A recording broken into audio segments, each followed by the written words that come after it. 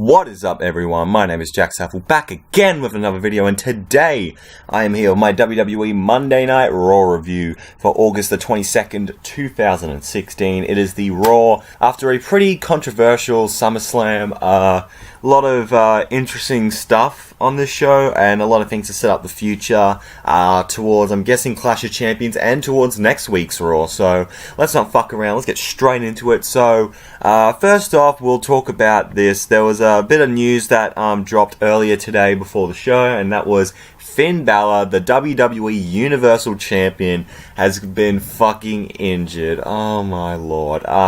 During the SummerSlam match last night, Seth Rollins did like a powerbomb into the ring, into the padding outside. No, it was the fucking, what was it? The barricade. Yeah, he did a powerbomb in the barricade, and Bálor must have landed on his elbow? No, shoulder. He landed on his shoulder and he fucked it up. And pretty much it was, he was going alright throughout the day, but it was getting, really, really painful throughout the day. And he's like, nah, I've got to get this fixed up. And so Finn Bálor has to relinquish the WWE Universal Championship only one night from winning it. Fuck, that sucks, man. Oh, God. And apparently he's going to be out for 6 months, which is just, oh, man. I feel so terrible for him, I hope you heal up soon, Finn, because you deserve that belt as soon as you come back. But, he comes out with his shitty fucking looking Universal title, pretty much says thank you for cheering me last night and all that, and then gives it to Mick Foley and Stephanie McMahon. And then Mick Foley announces that there's going to be a couple of matches happening throughout the night, and whoever wins those matches is going to be 4 matches, and the winners of those 4 matches will compete in a Fatal 4-Way match for the WWE World title. No, for the WWE Universal title on next week's Raw, which I don't get why they didn't just do it on this week's Raw, but oh well, they'll probably do it next, so they do it next week. And then as soon as Finn, says thanks everyone and I'll be back soon, as soon as he walks past, Seth Rollins comes out, laughs at him like the dick that he is, and Seth's like, alright, where's my Universal title shot? And all that stuff. And look at this beautifully designed, he's just taking a piss, so. And Sami Zayn interrupts, because he's like, dude, what the fuck are you doing? This is shit. What you doing? And Jericho comes out, then Enzo and Cass come out, and then the big top dog, Roman Reigns, come out, and someone else comes out, and there's like 8 people in the ring. I think it was Kevin Owens was the other person. And so they're all looking at each other, and I'm thinking, oh, they're going to do an 8-man tag, and that's when they announce all that stuff. So, yeah, the first match that happened in this was Sami Zayn versus Seth Rollins. Pretty damn good match, I will say. There was one bit during where I think Sami Zayn went to do like a leapfrog kind of thing, and he fucked his ankle up, so let's pray to God that he's not injured as well, because that would suck. There was a bit where he did a sunset powerbomb from the top, and he goes to set him up for the haluva kick, but he tries to run, but he can't really do it because his ankle's still really badly hurt. Yeah, so Seth Rollins ends up getting the win in this match, and he advances on. Next match is Kevin Owens versus Neville. He was into this as well. Also a pretty enjoyable match. Neville did a sick 450 splash off the ring apron, which was cool. And but of course Chris Jericho, because the alliance between Chris Jericho and Kevin Owens is still going on. Pretty much KO clotheslines his goddamn head off. And then Neville did like this weird flip tonight. I don't really know what kind of thing it was, but I know it was really cool. And then he reversed like the pop-up powerbomb, but Jericho distracted him again, kicked him in the face, but that cost him. And then KO hits his like reverse spinning neckbreaker thing, because he has him up in like a torture rack position, twists him around, and then hits neckbreaker, and Kevin Owens wins. So yeah, that's pretty cool. Happy to see Kevin Owens win. If he does win the Universal title at next week's Raw, that would be pretty fucking awesome. I'm not gonna lie, I'd pop for that. So yeah, Kevin Owens is in the match, so cannot wait. Then we get to the New Day coming out to celebrate 365 days as WWE Tag Team Champions, and also because Big E is facing Carl Anderson later on. And they're talking about, thank you for sticking us through all the good times and the bad times. I mean, did you see those vignettes? My God. So, I love how they're taking the piss about how they were starting early on, so that's cool.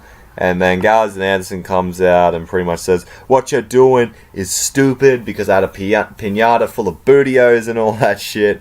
And so they have the match, and pretty much during Kofi, because New Day and Gallows are on the outside, Kofi decided to run at him while holding the piñata, which was quite funny. But Big E ends up getting the win. They all celebrate, and right after that, we get, oh my God, we get a Titus O'Neil promo, and by God, man, just Titus O'Neil, he needs a lot of work on his promos, because he was pretty much saying, I was in the primetime players, and I was holding the dead weight that was down young, and Bob Buck and stuff. It was just a worn out mess of a promo, and all that, and pretty much, Bob Backlund, he's heard enough, so he goes to have a go at Titus, and then Darren Young comes in, and he hits the Clash at the Titus, and all that stuff, and Titus O'Neil leaves. So,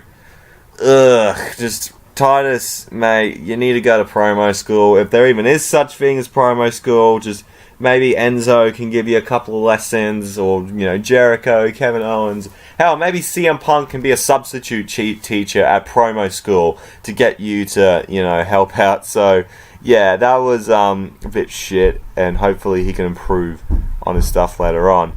So, then we get to a Chris Jericho, Kevin Owens backstage interview with Tom Phillips. They keep getting his name wrong, and I do remember one bit he said, because he said, my win tonight is going to be glorious, and then everyone instantly starts singing Bobby Roode's theme, which was fantastic, and they say Roman Reigns is going to get it. So, they keep bringing that out, so that was pretty cool. Then right after that, Charlotte, the brand new WWE Women's Champion, comes out alongside Dana Brooke, and Dana's saying, you deserve it, and all that. And she's like, you're damn right I do. And she's gloating it. She's just rubbing it in everyone's face and pretty much saying, well, Sasha's going to be out for a little bit because she got injured. I didn't even know. Did she get properly injured? But what I heard, it's not going to be out for that long. So, thank God. And pretty much says, there's no one that can beat me. And then Mick Foley decides to come out and it's like, well, I have a new addition to this Raw roster, the hottest free agent right now. And I'm like, wait, they're signing Heath Slater? Alright. But no, it turns out to be Bayley. Yay! Oh, so happy to see her out there. Just after I knew she was going to debut on Raw. I think we all had a feeling that she was going to debut on the main roster, but because of the takeover match with Asuka 2 nights ago, and but God, I'm so happy. She's the cutest little thing you can ever imagine, You just want to go up her and give her a big cuddle, And just so happy from her, and pretty much saying how she's so happy to finally be here after working hard her entire life, ever since she was a kid, wanting to be in this moment. And Charlotte's like, oh, welcome here. That's the best you've got. And pretty much saying, I could beat you any day of the week. And then pretty much Bayley, confronts her and says, you know what, I want a shot at that women's title. And Charlotte's like, well, I'm not in the mood for wrestling tonight since I'm in my normal clothes. So Dana can wrestle you instead. So then we have that match between Bayley and Dana Brooke. And it was quite good. And it was alright. Bayley ends up winning, of course.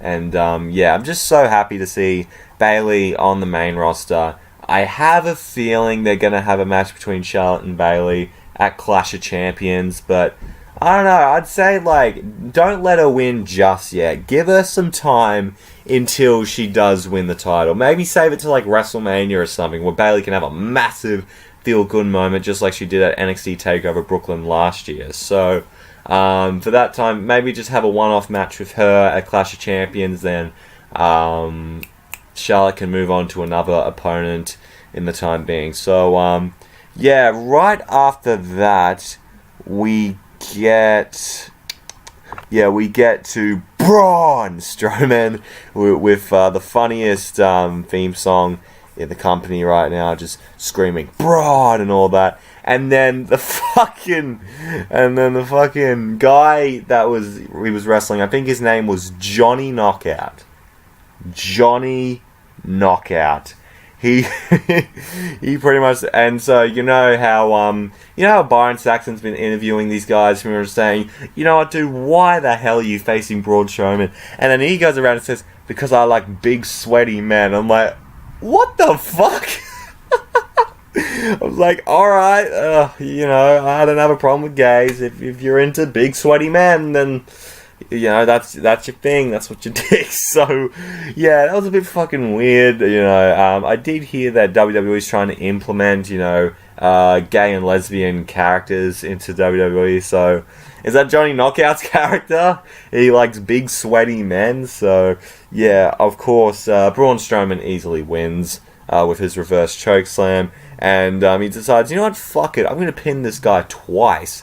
And then he tells the ref, pin it twice, and all that. So, yeah, just another jobber match with Braun Strowman. I'm guessing he's probably going to have another jobber match on Clash of Champions when that pay-per-view takes place on the 25th, I believe, of next month. So, I want to see eventually Braun Strowman get into an actual feud. He can't just be squashing jobbers for the rest of his career. So, that was pretty cool. And then right after that, we have the Dudley Boyz coming out. It's so weird. They went from going on the pre-show to having a big marquee moment on Raw. Very weird. But they pretty much announced earlier today on Twitter that they were going to say their goodbyes and they were going to retire from wrestling, and pretty much saying, thanks to all the fans for getting us where we are. I mean, they were just heels the night before, and then all of a sudden, oh yeah, we're faces. Boom. So, who cares then? And then Dudley Boyz pretty much, thank the fans and all that, and thanks the wrestlers that they helped bring up, which was Edge and Christian and the Hardys. And then as soon as the Hardys are mentioned, everyone starts chanting, delete, delete, delete, for Broken Matt Hardy and Blubber Nero. I heard apparently that Jeff Hardy has gone completely broken, so, oh my god, anything with Matt Hardy. Matt Hardy's the best thing in TNA right now, but, so Dudley's pretty much thank everyone, and then the fucking flower sniffers, the shining stars come out and say, you're all, washed up, and come to Puerto Rico, and all that stuff, and, Dudley Boyz, they're not having any of it, so they just beat up the Shining Stars, and they do the whole what's up and all that stuff, and Devon lands his head right into his ball sack. They get the tables, and as they're getting the tables, Gallows and Anderson decide to just come out and beat the fuck out of the Dudley Boyz, and they get Devon and they hit a magic killer through the table. So is this going to be the end of the Dudley Boyz for sure, or that this can't be the end of their career? Or maybe this could be them, saying, alright, let's establish some new guys on our way out, Gallows and Anderson. If that's how they're going to do it, then they have to put the titles in Gallows and Anderson in the future, and just have them run roughshod in the tag team division. I'm really hoping they do that. So, yeah, if that's the plan, then make sure to rise the star of Gallows and Anderson, because they need it. So, then we get to the main event. Is there anything that I've missed out? I think I forgot to mention the Big Cass versus...